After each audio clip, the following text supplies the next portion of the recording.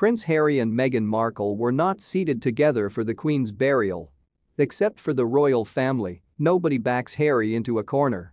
At the funeral for Queen Elizabeth II on Monday at Westminster Abbey in London, Prince Harry and Meghan Markle did not sit in the front row with Prince William, Kate Middleton, or other family members.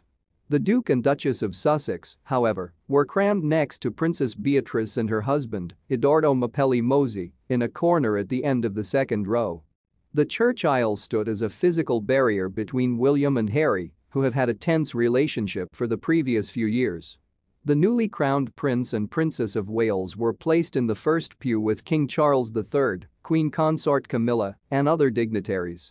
Prince George, 9, and Princess Charlotte, 7, were seated with their parents, William and Middleton, who are all 40.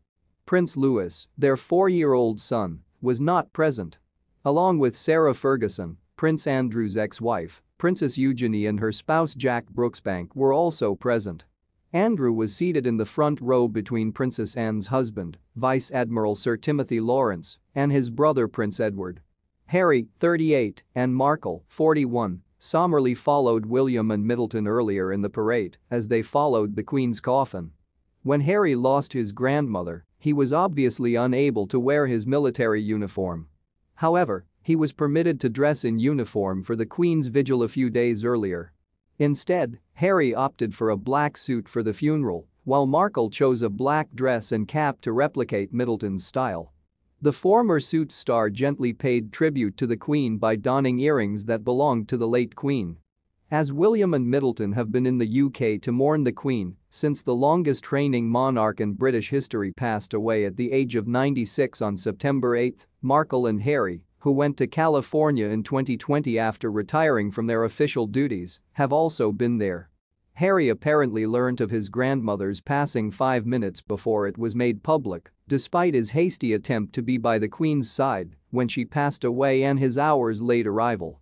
Taking a break from performing royal duties is nothing new for Harry and Markle. The pair kept a low profile throughout their vacation and did not stand on the balcony of Buckingham Palace with other members of the royal family during the Queen's Platinum Jubilee celebration in June. A Kardashian-style crazy affair, as some feared Meghan and Harry would do, would be the coronation.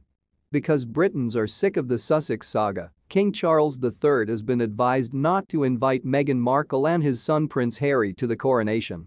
The coronation would become a ridiculous affair if Meghan Markle and Prince Harry attended, a presenter claimed.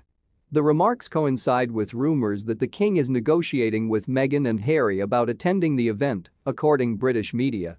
The invitation from King Charles, according to author and broadcaster Esther Krakew, was a bit of a bet. The palace believes that by inviting the Sussexes, they can get ahead of the story, since whether they are present or not, they will still be mentioned during the coronation, according to Ms. Krakew. They have made sure that they are in the public eye regardless of what happens to the royal family, she continued. Although Ms. Krakew acknowledged that she got King Charles's desire to welcome the Sussexes, she cautioned that the British public was sick of the Sussex tale. So, I kind of understand the king's perspective, but the reality is, the coronation is still a public affair, it's still a public event, she said in an interview with Sky News Australia. I believe that many Britons are becoming very tired of this story. We adore this tradition and would like to keep it alive while keeping it relevant to the present. If the Sussexes do go, I don't think we want to carry on this Kardashian-style absurd thing to the coronation.